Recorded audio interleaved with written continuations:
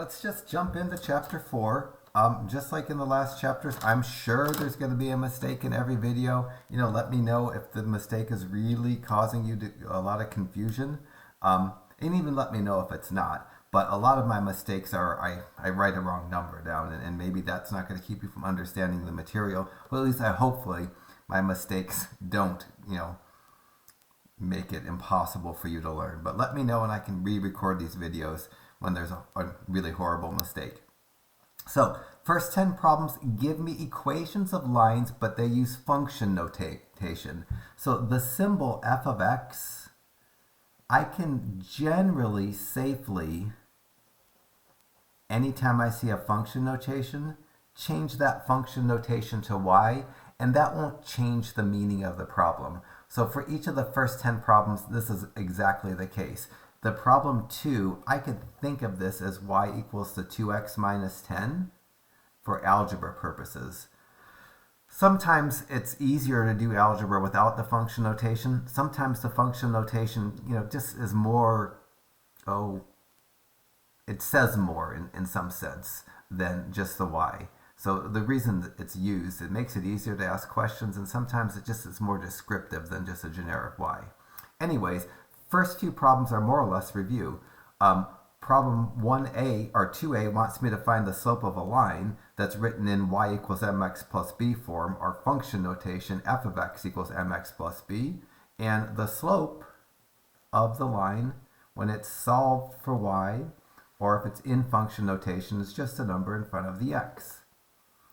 Similarly, if a line is written in function y equals mx plus b form or generic y equals mx plus b form, the number after the x is the y-coordinate of the y-intercept.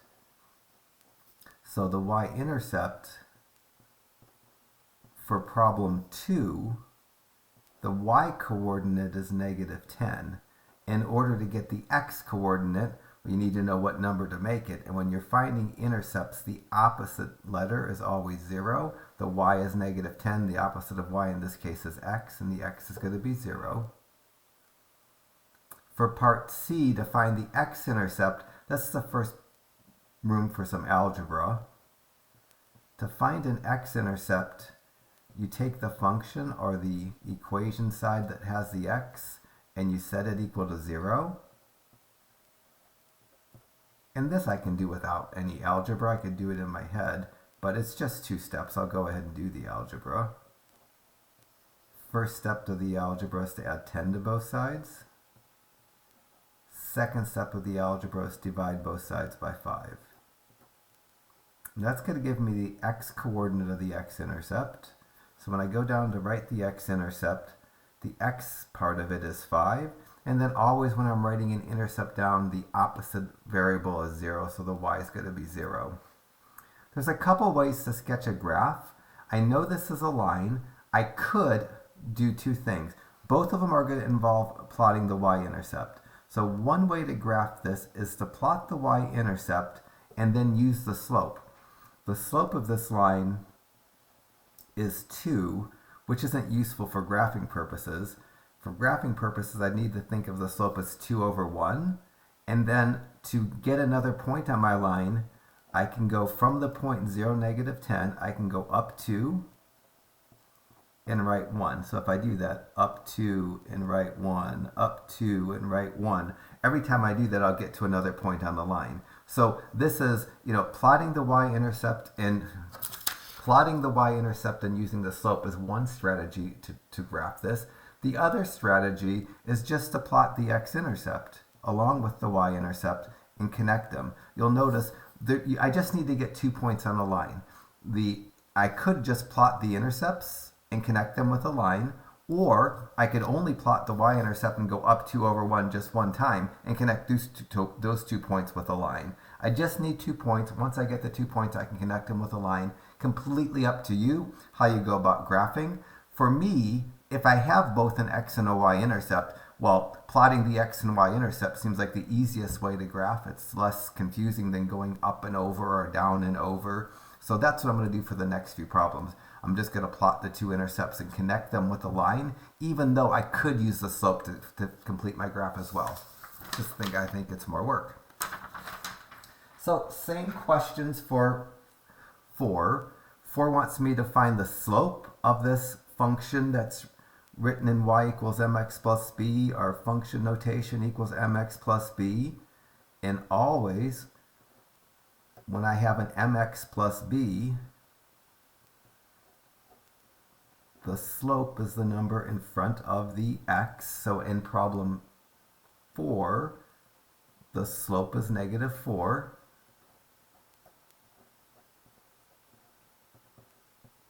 The y part of the y-intercept, which is what I need to find next, is negative 8.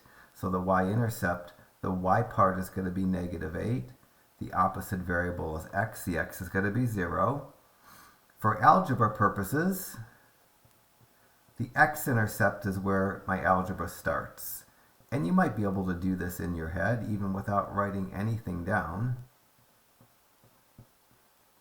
Because to find the x-intercept is just a matter of setting the function equal to 0. I skipped something on the last question. I'm going to go back and do it here in a second. Forgot.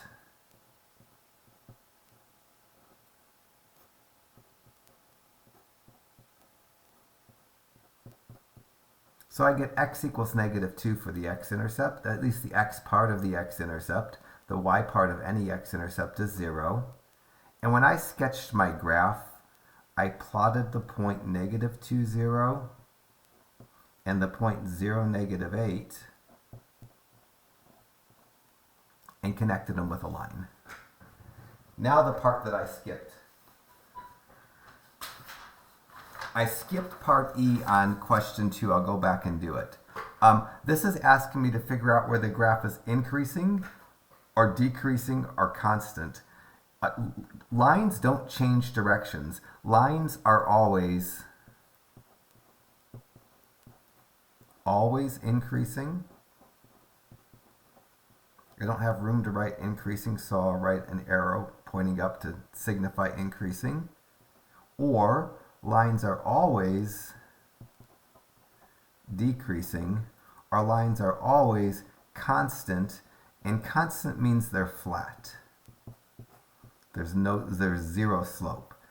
This line, as I move from left to right, it's always going down. It never flattens out and goes horizontal. It never changes direction and goes back up. So this graph, this is an example of a line that's always decreasing. And if I want to answer, determine the intervals where the graph is increasing, decreasing, or constant. For part E, this graph is never increasing.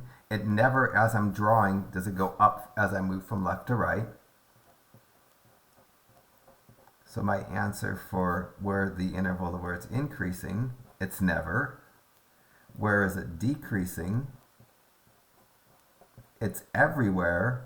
And in terms of always increasing or always decreasing or decreasing everywhere, we write that as the interval from negative to positive infinity. There's for every value of x, if I go up and get to the graph and start tracing on the graph, my line's going to go down. This graph is always increasing, and it's never constant. It's never completely flat. If I go back and answer the same question for the graph in part 2, this is an example of a graph that's always increasing. It never ever goes horizontal, which would be constant. The graph never ever goes down to the right, which would be decreasing. So if I want to answer part E for question 1, the graph is increasing from the interval negative to positive infinity. And instead of writing the word increasing just to save some time, I put a little arrow that goes up that represents increasing. And then where the graph is decreasing, the graph is never decreasing. Never as I'm tracing along this is my pen going down and to the right as I'm drawing the line. And the graph also is never horizontally flat. It's never constant either. The next problem is the evil one. It doesn't have an x to the right of the function notation. If I looked at problem 6, I would think of this as the equation y equal to negative 2. And you should immediately, well, if you recalled from the last chapter, you would immediately know that this right here is going to be a horizontal line.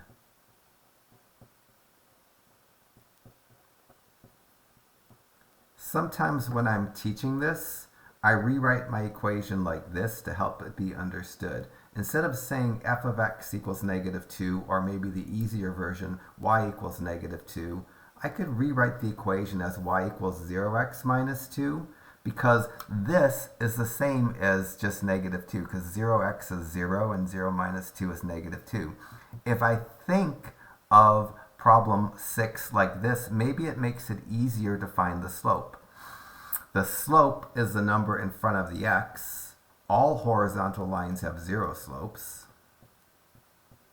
And if I write it like this,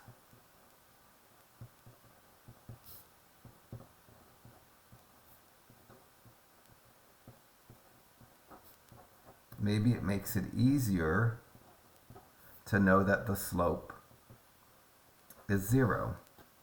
Let me graph this on my calculator. Maybe if this calculator is working today, I'm not sure what's going to show up. I like this calculator a little bit better in terms of its screen. If I just graphed y equal to -2 and did zoom standard, because I have no idea what window I have set up here already, you'll see that the graph is a perfectly horizontal line. It goes through -2 on the x-axis.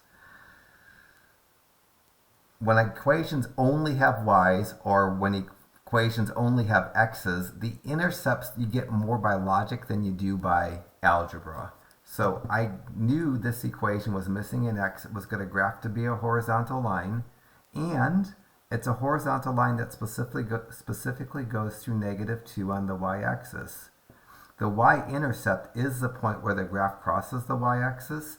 I can't really do algebra. I just have to kind of know that the y-intercept is the point 0, -2. From this version of the line, I actually could do algebra. The algebra to find the y-intercept would just be to plug in 0 for the x, and you get y equals 0 minus 2, which is -2. The x-intercept, what I'm supposed to do in part C to find the x-intercept, I'm supposed to take the right-hand side of the equation and set it equal to 0. There isn't an x to isolate, and this is a false statement. When this happens, when you're trying to do algebra and the variables drop out and you're left with a false statement, there's no answer to that question. So here, there is no x-intercept. And if you look at the graph is completely parallel to the x-axis. The graph never crosses the x-axis, never touches the x-axis. There is no x-intercept. I've already sketched my graph, did it really using technology, but it wouldn't be terribly hard. If I see there's no x and I have a line, it's going to be horizontal. For part E, in terms of increasing, decreasing, and constant, for a graph to be increasing, it has to go like that, or like that as I move from left to right. The graph is never going up, so when I answer the increasing interval, I'm going to say never. Similarly, when I answer the decreasing interval, there'd have to be a region of the graph looking something like that in order for it to be decreasing over an interval, and that never happens either. Lines don't change direction. They only can do one of the three. They can either increase from negative to positive infinity, or they can decrease from negative to positive infinity, or they could be flat, which is constant from negative to positive infinity. This is a flat, this is a constant line. It's constant everywhere, which is from x equal to -infinity to x equal positive infinity.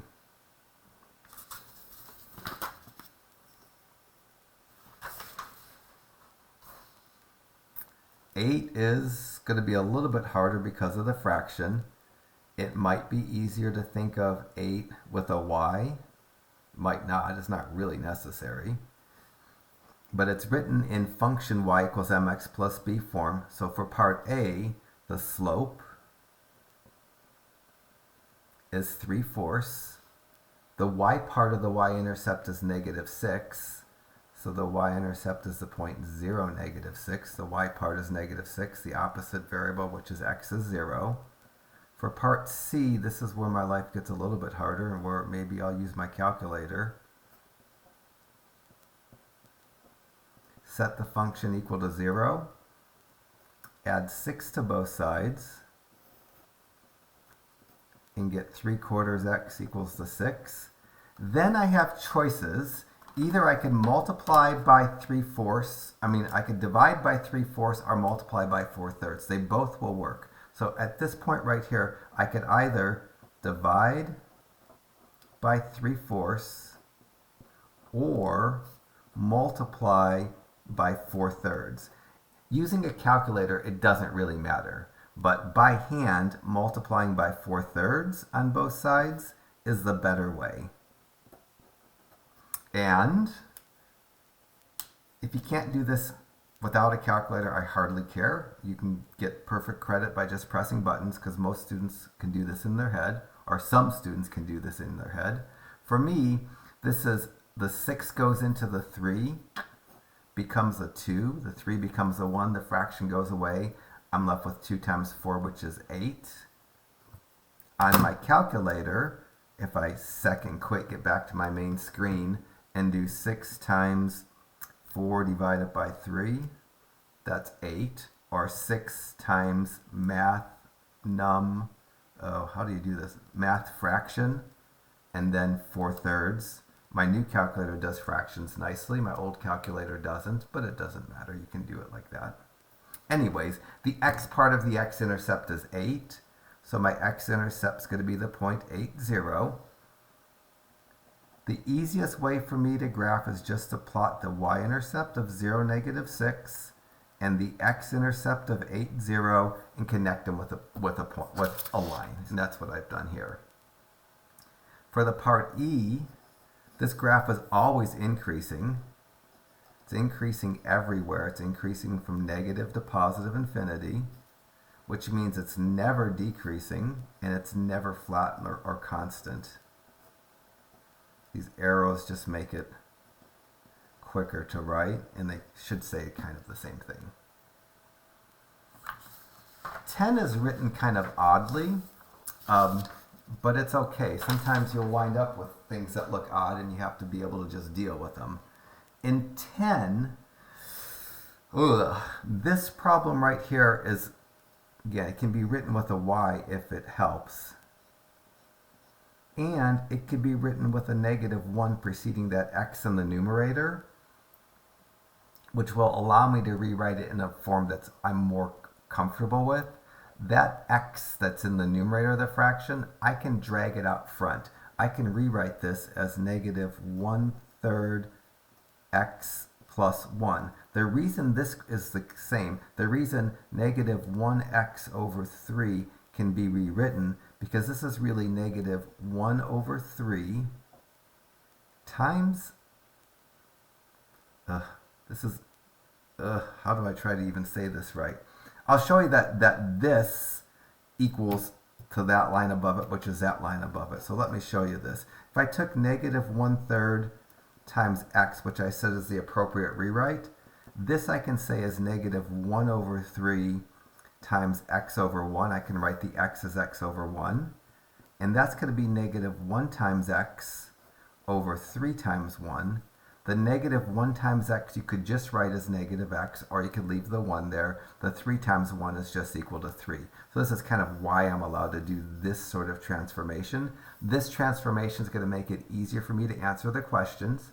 The slope is now the number in front of the x, which is -1/3.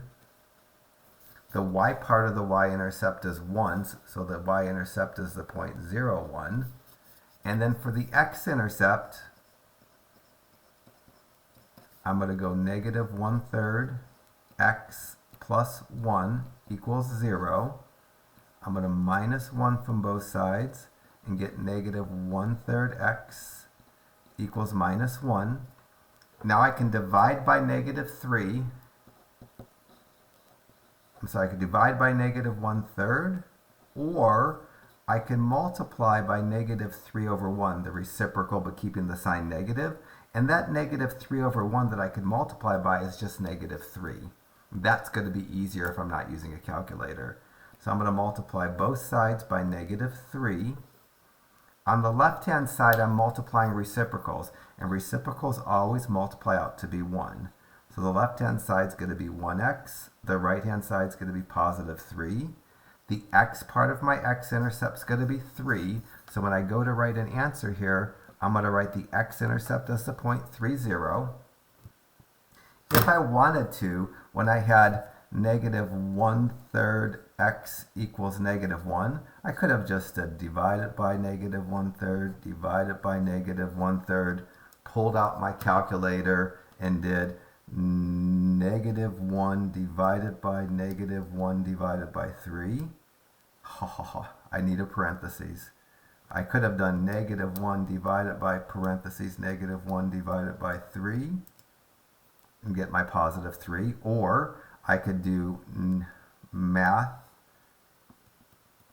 fraction negative 1 in the numerator and then math fraction and then negative 1/3 in the denominator. That's kind of overkill for this. However you get to it, it's equal to 3, the x part of the x-intercept. For my graph purposes, I plotted the point 0, 1, plotted the point 3, 0, and connected them with a line. Done with the everything except for part E. This graph is never increasing. It's not going up as I move from left to right. It's always decreasing. So it's decreasing from negative to positive infinity.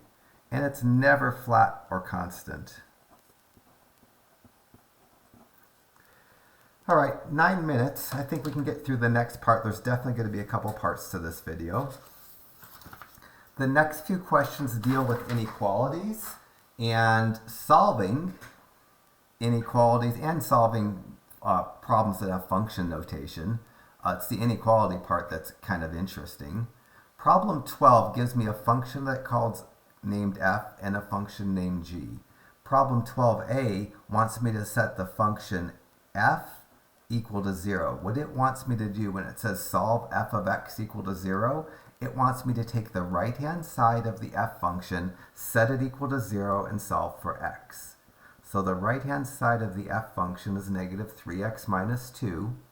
I'm going to set this equal to 0 and solve for x by adding 2 to both sides and getting negative 3x equals to 2, and then dividing both sides by negative 3. For an answer, I could write x equals 2 over negative 3. That's what the algebra gives me. That looks odd. I almost never leave a negative in the denominator of a fraction that's written just an integer over an integer. I usually drag that negative up to the numerator, but you can also bring the negative out front. All three of those are fine. This is kind of my go-to, I think. Part B, similar question in that the left-hand side has a function notation, the right-hand side has 0. The difference is the greater than between, which is going to make the algebra a little bit different. We have to flip or change the direction. This is called an inequality, but I'll say of the greater than sign only one time. There's one time that I need to flip the direction of the greater than sign or symbol. That's when I divide by a negative number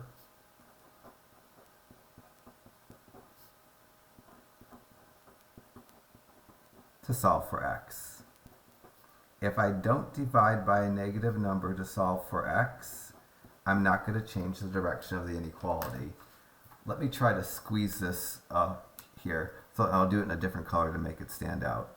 So the algebra for part B of number 12 is just to solve negative 3x minus 2 is greater than 0. Algebraically, I'm going to solve it exactly like I did part A, adding 2 and dividing by negative 3. Adding a number is not going to ever flip the inequality, but dividing specifically by a negative, will change the inequality. If I divide it by a positive, I still wouldn't change the inequality. My answer to part B, the left-hand side is going to reduce to x, the inequality is going to change to a less than, and I'm going to write the form of this fraction that I like best. I don't ask for interval notation, so there's nothing more than I need to do. C wants me to change this f of x to negative 3x minus 2, leave the equal sign, and change this g of x to negative 2x plus 8. Those are the givens, and just do the algebra to isolate the x. The algebra to isolate the x would be to add 2x and add 2 to both sides. Adding 2x to the right side cancels the x's. Adding 2x to the left side gives me a negative 1x. Adding 2 to the left side cancels a 2. Adding 2 to the right side gives me a 10. Now I'm going to divide by negative 1. Divide by negative 1. I'll get x on the left side, and the fraction on the right side reduces to negative 10. Part D is basically the same question as C. The left and the right side of the problem are going to be the same, but between there's going to be a less than sign. Same rules for flipping the directions of less thans as there are greater than. If you divide by a negative number when you solve for x, you need to change the direction. So the algebra for part D starts the same as part C, except I have the less than between. And the only difference in the algebra in terms of the mechanics is knowing when to flip the direction. So I'm doing exactly the same algebra at the beginning, except I'm making a mistake. And right here on this step, when I go to divide, if I divide by a positive, I don't flip the sign. If I divide by a negative, I do flip the sign. So my answer to part D is going to be x is greater than negative 10. I'd like to get a few more of these done. Oh, just one more problem, and then we'll go to a part 2. So 14, same style of question. So let's just go through it. Same questions even. 14a, set f of x equal to 0. I make a new function for f of x. For this, I'm just going to set 3x minus 6 equal to 0. I'm going to add 6 to both sides and get 3x equals to 6. And then I'm going to divide by 3. For my answer to 14a, I'm going to get x equal to 2. For part B, I'm going to change the f of x to 3x minus 6, leave the greater than 0 part of the question for part B, and do the algebra to solve for x, specifically adding 6 and dividing by 3.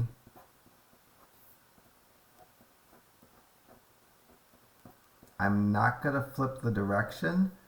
Adding or subtracting never flips. Dividing only flips when you divide by a negative. Since I divide it by a positive, there's no need to flip the direction of my inequality. C wants me to put the f of x function's right side equal to the g of x function's right side. And just because students have a tendency to get the variables on the left, I'm going to minus 4x and add 6 to both sides. But you could do the opposite of what I'm doing. You could minus 3x and subtract 4 and get the same answer with one less step. For me, minusing 4x's cancels the x's on the right-hand side, gives me negative 1x on the left-hand side. On the right, the 6's cancel on the left-hand side. On the right-hand side, they give me 10. Now I'm going to divide by negative 1. On the left-hand side, the negatives cancel. I'm left with an x. On the right-hand side, I get negative 10. There's two ways to do part D, and when you have inequalities, your answer can look different. I'll write both answers but not solve it both ways. For part D, I'm just supposed to go 3x minus 6 is less than 4x plus 4. Just like in part C, I'm going to minus 4x and plus 6 from both sides. Just like in part C, I'm going to get a negative 1x on the left side and a positive 10 on the right side. I need to divide by negative 1 if I'm solving this way. And because I'm dividing by a negative, I need to flip my inequality. The answer that I'm going to write down is going to be positive x is greater than negative 10. If you solved it by getting the x on the right-hand side, your algebra should look like this. If you had negative 10 on the left-hand side and x on the right-hand side, just as long as the open part of the inequality is pointing towards the x, that's an equivalently correct answer. Similarly, for part B, if you had a 2 on the left-hand side and an x on the right-hand side, and you had the opened end again pointing towards the x, that would also be okay. When you have inequalities, you can flip the direction of the inequality provided you can't keep the statement meaning the same. And to keep the statement meaning the same, like in part D, pointy end towards the negative 10, open end towards the x, open end towards the x, pointy end towards the negative 10. That's the way that can be done. So there's multiple ways to write these answers. Let's stop and do a part 2. You're going to absolutely need a calculator for the rest of this chapter, specifically a graphing calculator.